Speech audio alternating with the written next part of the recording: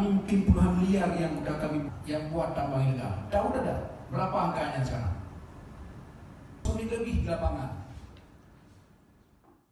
Anggota DPRK bersama Dinas DLHK Aceh Barat melakukan audiensi dengan pemerintah Aceh melalui Dinas ESDM Aceh terkait pengusulan wilayah pertambangan rakyat yang ada di Kabupaten Aceh Barat.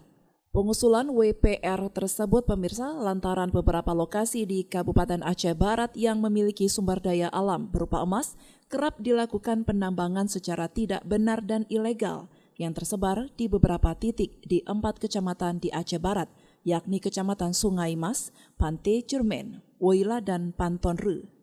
Selain membahayakan bagi penambang, aktivitas tambang emas ilegal juga telah merusak lingkungan seperti kerusakan hutan, serta adanya lubang bekas galian yang tidak direklamasi dan pencemaran air sungai sehingga dapat mengakibatkan terjadinya banjir bandang dan longsor.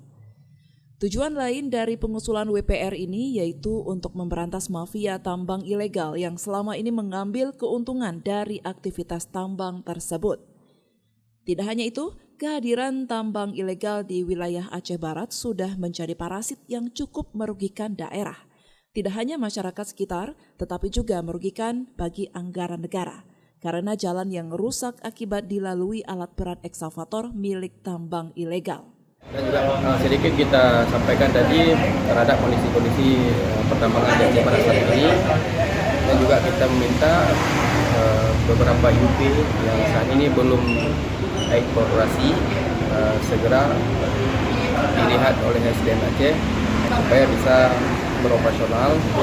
WPR dan UP itu menjadi salah satu solusi bagi Aceh Barat pertambangan nantinya untuk kita mencegah praktik-praktik tambang ilegal.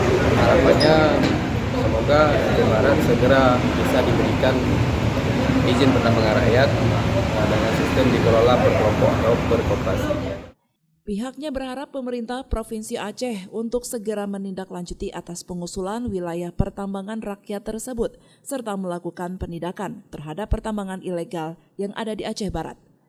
Dari Aceh Barat, Orian Saputra melaporkan untuk Puja TV Aceh.